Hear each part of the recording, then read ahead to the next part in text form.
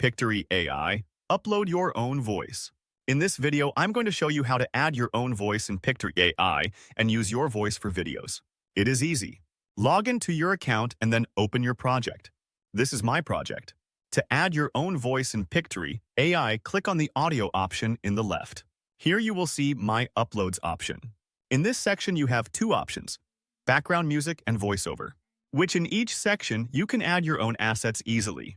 If you want to add your background music from your system, click on this.